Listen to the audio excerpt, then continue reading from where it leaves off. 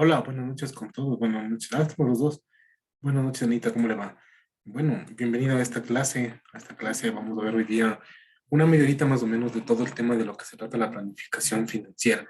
Sí, vamos a empezar por aquí para luego continuar con el tema de los forwards y los derivados, que es un tema un poco más amplio, es un tema un poco más fuerte de entender, es un tema bastante álgido, pero a la vez es muy interesante conocer esa parte de los forwards y los derivados financieros, ¿sí? Bueno, la planificación financiera en realidad nosotros la hemos venido tratando ya en varias clases. De alguna manera hemos visto la planificación financiera, pinceladas muy grandes y hemos entendido de qué se trata ¿de qué se trata en realidad la planificación financiera? ¿Sí? La planificación financiera, como decíamos, puede hacerse en el corto o en el largo plazo. En el corto plazo, en finanzas, siempre hablamos a nivel de que durará menos de un año máximo, y la planificación financiera de largo plazo, pues por su parte, se alarga de 2 a 5 años. ¿Sí? Es así como se empieza con la planificación financiera, ¿sí?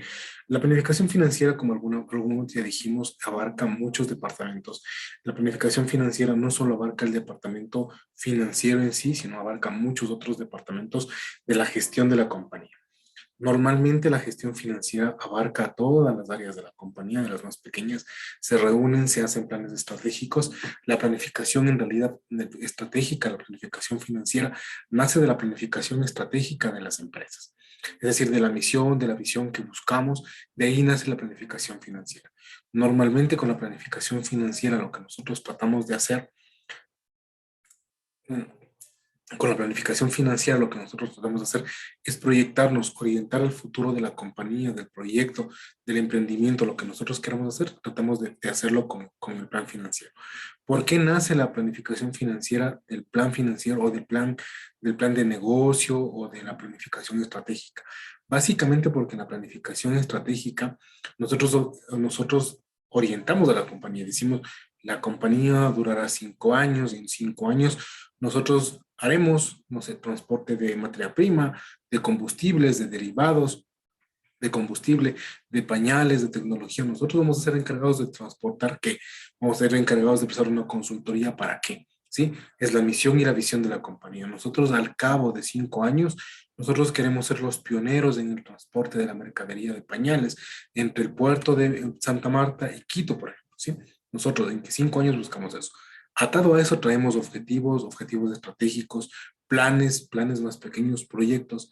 El plan de la compañía es expandirse, crecer, abarcar un mercado, una cuota de mercado cada vez más amplia, más alta. Lo que la compañía busca en realidad es crecer, acrecentar su mercado. Lo que la compañía busca es unas inversiones más grandes luego de cierto periodo de tiempo. Entonces, todas esas actividades abarcan la planificación financiera. Los planes financieros abarcan por ello, ¿sí?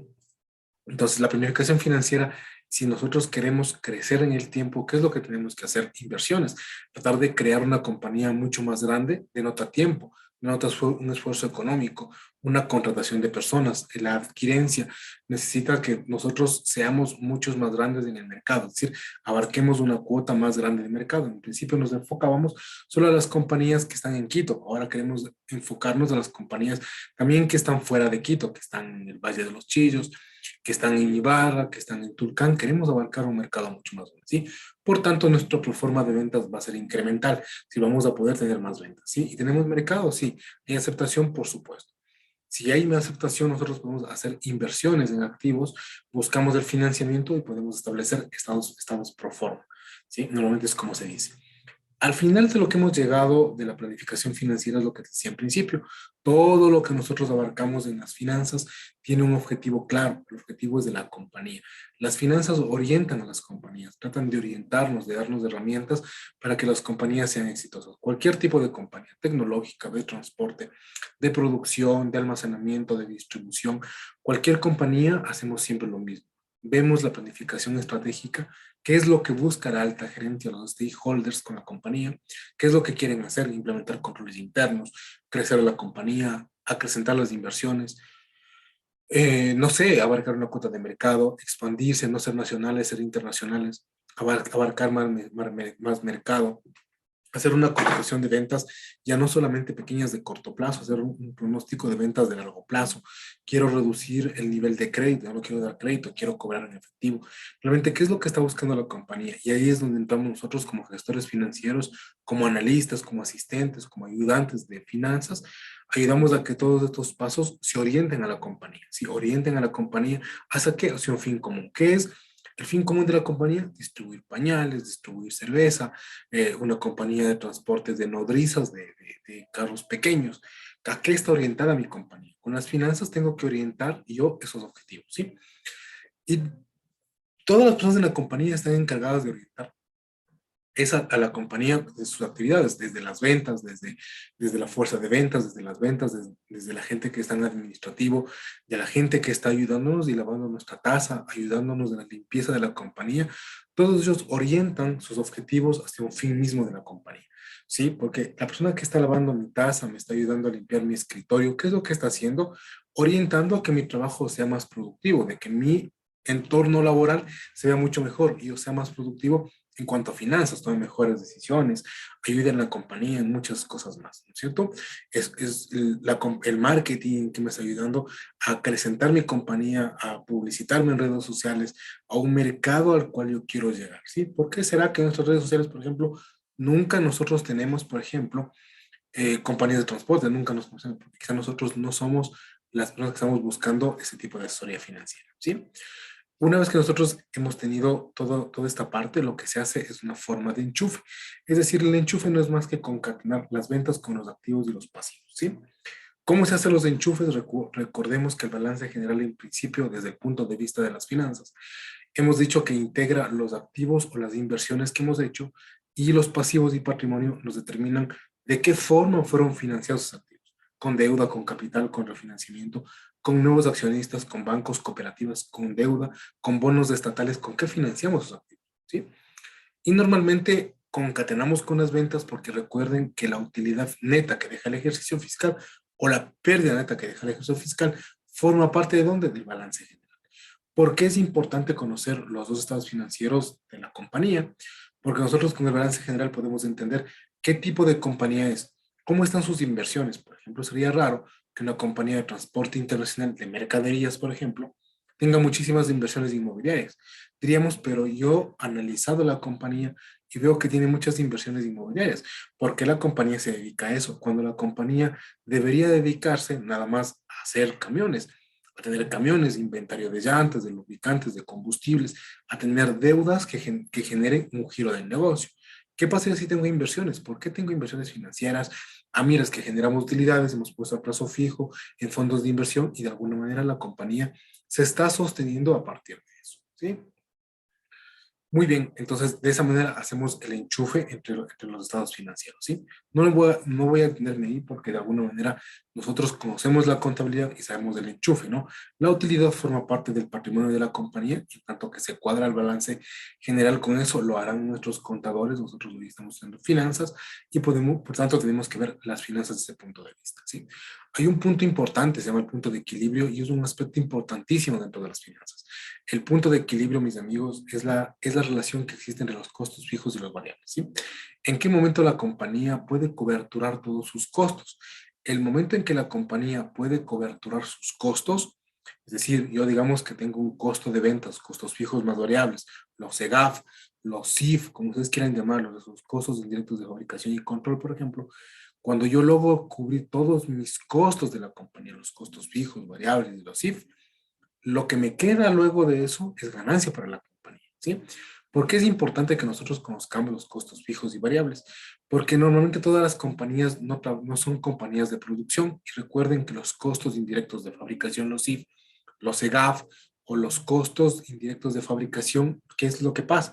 Que no todas las compañías lo tienen. Es más fácil, por ejemplo, si digamos, yo me construyo una compañía de transporte internacional, una consultora de talento humano, una consultora de finanzas, es más fácil que yo determine mi punto de equilibrio a partir de los costos fijos y variables, que normalmente quedan muy a criterio nuestro, sí, porque para unos los costos que son fijos, para otros pueden ser variables, y los costos para mí variables pueden ser costos fijos, sí. Entonces, chicos, ¿Cómo se define el punto de equilibrio? Una metodología es a partir de costos fijos y variables. ¿Sí? ¿Qué pasa cuando yo logro cubrir los costos fijos y variables o cuando hago esta relación entre costos fijos y variables y el precio de venta unitario? Normalmente yo encuentro un punto de equilibrio. Ese punto de equilibrio, cuando el mercado me dice, mira, tú necesitas vender tantas unidades, 10, 50 unidades de servicios, 50 veces de transporte para que tú puedas cubrir los costos y a partir del transporte 52 o 53, por decir, por ejemplo, empiezo a ganar. ¿Por qué? Porque necesitaba 51 unidades para encontrar el punto de equilibrio. A partir de la unidad 53, a partir de eso yo encuentro ganancia en la compañía. ¿Sí? Y aquí tenemos varios ejemplos que les invito a revisar. No voy a detenerme porque nos vamos a demorar mucho. Simplemente es la aplicación de la fórmula de los costos fijos por su parte en la parte superior, uno menos los costos variables y las ventas. Por tanto, para nosotros determinar el punto de equilibrio en dólares, bueno, que lo he puesto en pesos, en dólares, necesitamos determinar cuáles son los costos fijos. Y recuerden la connotación del costo fijo, ¿no? El costo fijo es un gasto, es un costo, es un desembolso monetario que se lo hace siempre con una continuidad fija, ¿no es cierto? Todos los meses voy a pagar jardinería, $100. Todos los meses voy a pagar sueldos, salarios de mis empleados, $5,000. Todos los meses tengo que ver matriculación vehicular o quizá esas cosas, o lubricantes, alineación de los trailers, por ejemplo, tengo que ver. Entonces, ¿qué son esos costos fijos? ¿Por qué? Porque todo el tiempo están generados en la compañía del transporte.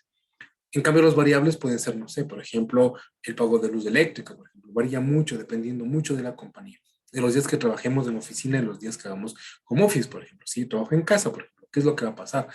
El agua potable, por ejemplo. ¿Qué va a pasar, por ejemplo, con las horas extras? Sí, son variables, son costos variables. Y las ventas, pues que ustedes saben que las ventas cada vez y cambian, las ventas son variables, por eso van debajo de los costos variables, porque las ventas dependerán de cuál fue el movimiento de marketing, cuál fue el movimiento de la compañía, los negocios nuevos que cerramos, cómo nos ha conocido el mercado, la ampliación de mercado, ¿sí? Es simplemente una fórmula, mis chicos, no es muy difícil, no voy a tenerme aquí. ¿Qué representa esto? Representa el punto de equilibrio monetario que necesita la compañía. ¿Cuánto debe ingresar a la compañía para yo poder cubrir qué? Mis costos. Con mis ventas, ¿cuánto necesito yo vender? $1,000, $2,000, $3,000. ¿Para qué? Para cubrir mis costos variables. Y una vez que yo logro integrar esta parte, una vez que logro integrar esto, naturalmente yo puedo encontrar cuántas ventas tengo que hacer por cada mes ¿debido a qué? Debido al punto de equilibrio. Si no vamos a tener el punto de equilibrio, el punto de equilibrio no es más que una fórmula que ustedes la pueden aplicar cuando ustedes quieran. Como les he dicho, las herramientas en Internet ya existen. Vimos la fórmula de calcular el Bank ITIR con calculadoras hechas en las páginas web por analistas financieros, gente que no quiere complicarnos la vida, como a mí se me complicó, por ejemplo, cuando yo fui estudiante o las veces que soy estudiante, a mí siempre se me complicaba. Entonces, en aprender la fórmula de memoria, de dónde nace y cómo nace usando matemática financiera, ¿sí? Hoy por hoy no vengo a dar una clase de ese tipo, vengo a entregar herramientas para que ustedes puedan tomar decisiones, ¿sí? Francis, usted está levantando la mano. Con mucho gusto puede hablar en el momento que usted quiera. Sí, eh, una pregunta. Es decir, que una vez que pase, tenga un excedente del punto de equilibrio, es decir, en ventas, si tengo un límite de punto de equilibrio, ejemplo, 10, y si yo vendo 11, estoy ganando, y si yo vendo Claro. menos, y si yo Entonces, vendo menos, es decir, que estamos, estoy en pérdida. sí, bueno, normalmente no se puede decir que está en pérdida, ¿no? Verá, a Francis, ahí hay una connotación, ¿no? Digamos, por ejemplo, que esa unidad 9 que estamos diciendo, por ejemplo, esa venta 9, por ejemplo, digamos que el límite era 10 y usted está vendiendo 9, por ejemplo, ¿sí? ¿Qué pasaría? Normalmente podemos decir, digamos que si es un año, puede ser una pérdida, ¿no? Porque diríamos, ¿contra qué me compenso al final de un ejercicio fiscal? Cierro el año y tengo 9. ¿Contra qué me compenso? Contra el año que viene hasta poder ganar utilidades. Es relativo, ¿no? Entonces, sí sería una pérdida, diríamos al final del año perdí. Es un negocio en el cual no debo invertir, o si es un negocio en marcha, como el principio contable, es un negocio en el cual yo ya no debería seguir invirtiendo. Debería reinventar el negocio, debería buscarme una alternativa, productos alternativos, la compañía no enfocarme en la distribución de cerveza, enfocarme en la distribución de pañales, por ejemplo, ¿sí? Tratar de reinventar el negocio con los mismos activos que ya invertí. Sí, es una buena pregunta. Pero ¿qué pasaría si el 9, por ejemplo, se corresponde al mes 2 del ejercicio, por ejemplo, ¿sí? El año tiene 12 meses y nosotros hemos encontrado una pérdida en el año 9. Aquí vamos a hacer la connotación como cuando hablábamos del flujo de caja. Si esa pérdida se produce en el año 9 y esa pérdida se produce, perdón, en el mes 3 y en el mes 2 y en el mes 1 tuvimos un valor excedentario, es decir, sí pudimos cubrir los costos. Normalmente, con esa utilidad que dejaron los otros meses, nosotros podemos cubrir esa pérdida que se genera en ese mes, ¿sí? Lo mismo podemos hacer en años, pero cuando una compañía ya es formal, ya es grande, tiene una reputación en el mercado, esas pérdidas sí las podemos compensar con utilidades de años anteriores que guardamos y pusimos en las reservas, sí podemos usarlas. Pero digamos que somos un emprendimiento nuevo, una compañía nueva. Sí, quizá en el primer año que tengamos pérdida o que no podamos cubrir los costos, normalmente no se sigue invirtiendo en la compañía. Lo otro que se puede hacer es no invertir en la compañía de inicio si es un plan de negocio. Lo tercero que se puede hacer es en el mismo plan de negocio, antes de la inversión, tratar de reorientar el plan de negocio. Es decir, voy a orientarme tanto a la distribución de cerveza como voy a distribuir, no sé, Coca-Cola y también pañales y también azúcar, por decirlo, ¿sí? Entonces, si hay estrategias financieras que en el camino podemos ver a dónde podemos orientar. Eso depende mucho de las finanzas, tienen un punto que se llama el depende. En finanzas se trabaja mucho con el depende. Entonces, si el 9 hablamos de un año que atrás no hubo ganancias, quizá tengamos que desinvertir, ¿sí? Quizá tengamos que cerrar el negocio. Pero si hablamos que utilidades pasadas sí pueden compensar pérdidas presentes, no hay problema, lo hacemos. Pero si es un negocio nuevo en el cual nos están pidiendo invertir, quizá lo necesario será no invertir, no hacer la inversión, ¿sí? Pero si es un mes, por ejemplo, que estamos un poco desajustados y con meses futuros o meses pasados podemos compensar esa pérdida, no hay problema, podemos invertir. Normalmente una pérdida no significa de que la empresa puede ir en decaída, ¿no? Pero sí significa de que, por ejemplo, un plan de negocio, el plan antes de la inversión, significa de que sí puede el proyecto cambiarse en el camino, los planes que buscamos, la cuota de mercado donde nos queremos enfocar. Solo Quito, no, también tengo que abarcar valles, ya no valles, también Guayabamba, también tengo que irme a Ibarra, al norte del país, tengo que irme a Otavalo, tengo que tratar de buscar un poco más hacia la Tacunga, hacia Cotopaxi, ¿sí? Entonces, sí hay que a veces reorientar los planes de negocio. Entonces, es buena la pregunta y la explicación se me alargó un poco. Espero, Francis, que le haya quedado un poco más claro con la explicación.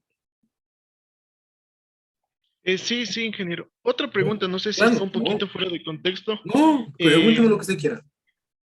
ejemplo, si yo tengo cualquier tipo de emprendimiento Claro. y eso le vendo a una persona y en el momento de la entrega se realiza el, el retención de la cuenta, ¿es posible hacer eso el mismo momento de la entrega y después con el retención de la cuenta cancelar el valor adeudado o no? Mira, normalmente digamos que usted construye un emprendimiento, digamos que usted hizo un desarrollo tecnológico. Hizo un nuevo desarrollo para finanzas, digamos, ¿no? Como de finanzas, hablamos de finanzas, ¿sí? O encontró una cura, o hizo una pastilla, una cura para el dolor para la migraña, por ejemplo, ¿ya? El dolor de migraña más o menos se cura más o menos, no se cura o se apalea más o menos en 15 a 20 minutos de efecto la pastilla. Usted encontró una medicina ancestral que en 2 minutos le quita la migraña a la persona que padece migraña. Usted dice, mire, yo quiero venderlo a una farmacéutica, mi emprendimiento realmente es muy bueno, tiene aquí, mire, sus variables, sus hipótesis, está todo muy bien planteado, ¿sí? Entonces yo le quiero vender a una farmacéutica. Usted le vende y la farmacéutica, como tiene el control del mercado, como tiene más poder que usted, nosotros, digamos, somos los tresitos de aquí, nos unimos y vamos y lo hacemos y le tratamos de vender a la farmacéutica. Como la farmacéutica tiene mucho poder en el mercado, tiene mucho control, es mucho más grande que nosotros, por más que sepamos muchas finanzas, ellos nos van a nosotros a decir, mira, yo te voy a pagar a ti en el largo plazo, en un año te voy a pagar, ¿sí? Entonces que te compro el emprendimiento, Francis, y te compro por $3 millones. Y decimos, de acuerdo, bacán, aquí entre los tres nos toca a millón, el primer millón tenemos nosotros, ¿sí? Estamos felices de conseguir $1 millón cada uno. Y ya estamos pensando en qué volver a invertir. Entonces decimos, bueno, de acuerdo, pero puede ser que la compañía diga, mira, yo te voy a dar esos 3 millones al cabo de 5 años, o te voy a dar el dinero al cabo de 7 años, o al cabo de 10 que dura la patente, por ejemplo. Sí, mira, deja que se acabe la patente y te acabo de pagar. ¿sí? Si hablamos en términos de flujo de efectivo, ¿sí? La compañía que tiene el poder, normalmente a nosotros que somos más pequeños o no tenemos mucho poder en el mercado, normalmente nos hacen ese tipo de negociaciones, ¿sí? Ya, ahora si hablamos del tema impositivo de los impuestos, normalmente la retención de impuestos, la retención sobre la fuente, se hace el momento en que se hace el hecho económico, independientemente si nosotros nos hagan los pagos en 10 años. Digamos que decimos, vendemos en $1 millón, ¿sí? En 10 años, más o menos serían 10,000, más o menos, dólares anuales que nos tendría que dar el proyecto, ¿sí? Cuando hago la retención del valor total del contrato, la hago el momento en que nosotros estamos negociando con la farmacéutica. Es decir, hoy día vendimos el proyecto por $1 millón, ¿sí? Y nos van a dar 10,000 cada mes. Hay dos connotaciones. La primera connotación es que bueno, cuando yo trabajaba en consultoría financiera, la connotación que nosotros le decíamos a nuestros contadores era que se hagan las retenciones por cada desembolso que tengamos, ¿sí? Era muy válido frente a rentas. Rentas no se oponía con tal de que el contrato siga en vigencia y al final al Estado le demos el valor total de la retención por contrato. Una connotación, ¿sí? Eso nos decía Auditoría Interna de Rentas. ¿Qué nos decía, en cambio, la otra cara de la moneda? Fiscalidad Internacional, en cambio, nos decía, no. Los abogados de Fiscalidad Internacional decían, no. Se hace la retención el momento en que el contrato se cierra y las partes están de acuerdo, ¿sí? Es decir, el Estado tiene que recaudar esa retención en el momento en que se hizo el contrato. Si hoy firmamos $1 millón, hoy se hace la retención, mira, ¿sabes qué es del 8%? Mira, aquí tienes tu retención y se acabó, mírala, no hay dónde jugársela, ¿sí? Pero por su parte, como les digo, en finanzas, al no ser una ciencia exacta, igual que la contabilidad, la economía, los impuestos nacionales e internacionales, se basa mucho en criterios e interpretación de las leyes, ¿sí? En realidad, ¿cómo se debe hacer? Como a mi criterio se debe hacer, el momento en que cerramos el contrato se hace las retenciones sobre la fuente, ¿sí? Si hablamos entre compañías muy grandes, con asesores financieros, de auditoras reconocidas, hablamos de BDO, de Ernest Young, de PricewaterhouseCoopers, por ejemplo, normalmente la asesoría financiera y el trance que se hace con el SRI en realidad es que se haga de acuerdo a la proporcionalidad del contrato. Si el contrato dura 5 años, las retenciones se harán cada periodo de pago, ¿sí? Cada desembolso. ¿Sí? En cambio, si somos pequeños, quizá nos hagan la retención de una sola mochada por el valor del contrato, el momento en que firmamos el contrato, independientemente de los pagos, ¿sí?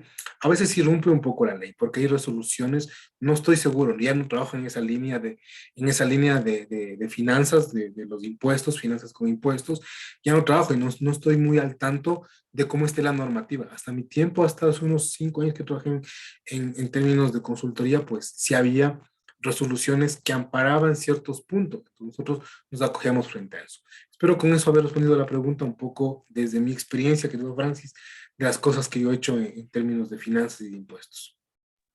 Sí, ingeniero, muchísimas gracias. Con mucho gusto, no hay problema. Entonces, así es como se hace. Les hablo desde la experiencia, desde mi punto de vista, de lo que yo he vivido en términos de asesoramiento financiero y fiscal en años pasados. Ya no trabajo en esa parte, pero aún me queda experiencia, aún hoy hago finanzas públicas y es otra connotación. Bueno, y el presupuesto de efectivo, pues mis amigos, el presupuesto de efectivo es la parte más importante de todo el plan de negocio, de lo que queramos nosotros programar, de lo que queramos hacer, ¿sí? ¿Por qué? Porque el presupuesto de efectivo nos muestra realmente las necesidades de efectivo que tiene la compañía. Aquel valor monetario de 9 que me decía Francis, ¿qué pasa cuando tengo 9? ¿Sí? ¿Qué pasa al final de un año? ¿Qué pasa al final de un mes si yo tengo 9? Yo quería ganar 10. ¿Sí? ¿Qué pasaría? Pues cuando soy una compañía formal, estoy calificado así, pues puedo ir al banco y decirle, mira, apertúrame una línea de crédito que este mes no tengo para generar todo el flujo de efectivo. ¿Cuánto te falta? Me faltan $10,000. Ah, perfecto, mira, como tú eres una compañía grande, me factura más de 100,000, 10,000 no tengo problema, mira, te doy los 10,000. ¿Para qué necesitas? Solo para pagar sueldos. Me toca décimos, tengo que pagar el doble, casi el doble sale de sueldos, ¿ya? Me toca pagar 13º sueldo. Entonces, toma, te doy los 10,000, ¿cuándo me pagas? Te pago el mes que viene, no hay problema, listo. Firmamos las cartas de crédito y me dan el mes que viene. Normalmente el flujo de efectivo sirve para eso, para tener una connotación de cuándo van a hacerse los desembolsos de efectivo, en qué momento la compañía va a necesitar más o menos de efectivo, ¿sí? El presupuesto de efectivo normalmente se lo planifica así, de forma real. Claro que se lo hace cuando ustedes ya trabajen y adquieran experiencia, se vinculan a una buena compañía, ustedes van a ver flujos de efectivo de esta connotación parecidos a esto, ¿sí? Pero hay muchas personas que están trabajando en el flujo de efectivo, en el presupuesto de tesorería de efectivo. Hay programas, personas. Yo cuando trabajé alguna vez en un banco, trabajábamos en presupuesto muchísimas personas, éramos alrededor de 12 personas y cada uno tenía su especialidad, ¿sí? No es que ustedes solitos van a construir el presupuesto de efectivo, ¿sí? Sino había quien se encargaba de la planificación financiera, de la planificación de impuestos, de la planificación de adquisiciones y maquinaria pesada, por ejemplo, de los derivados que vamos a ver luego, había gente que se encargaba. Entonces, realmente en el camino, las mismas compañías nos van especializando a nosotros en diversas áreas de los presupuestos y asimismo de las finanzas. Es así más o menos cómo se construye, más o menos cuánto yo voy, en qué mes voy a yo, en qué mes más o menos voy a hacer la recuperación, cómo van a ser las ventas, más o menos en qué cobranza, cuándo voy a tener, es como se trata de planificar la cobranza. O sea, hay departamentos de cobranza, se trabaja con ellos.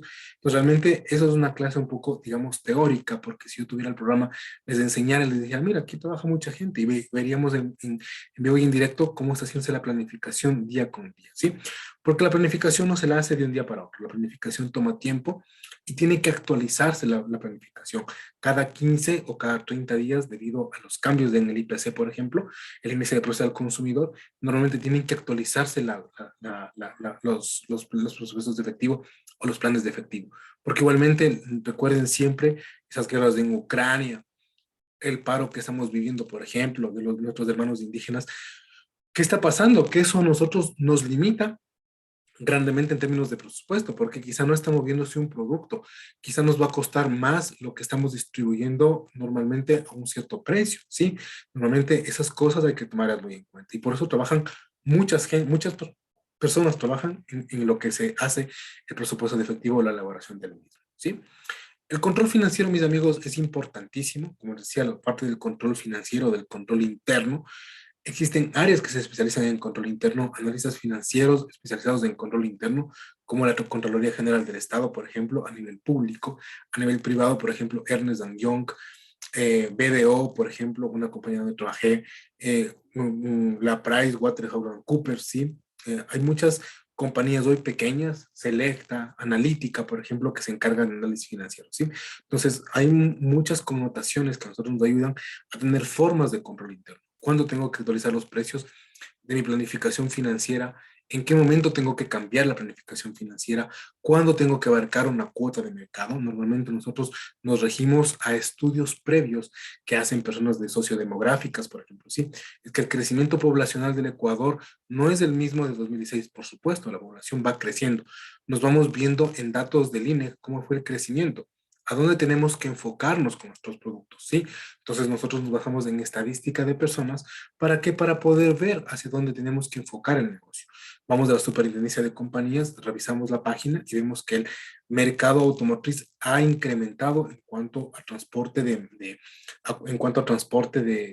autos, digamos, Chang'an, Lifan, por ejemplo, que son autos chinos, de empresas públicas chinas, por ejemplo. Entonces, ¿dónde está el mercado que tenemos que enfocar? El transporte de nodrizas o el transporte de autos más pequeños en trailers, tenemos que enfocarnos hacia allá, hacia las compañías chinas, tratar de vincularnos con los chinos para poder nosotros prestar el servicio de transporte desde el puerto de Guayaquil hacia las concesionarias, ¿no es cierto? ¿Por qué? Porque vemos un crecimiento realmente del sector. Y nuestro sector era quizá los pañales y está disminuyendo. Ahora vámonos con nodrizas, hay que hacer reinversiones, hay que volver a reinvertir o adaptar la inversión que tenemos. ¿Sí?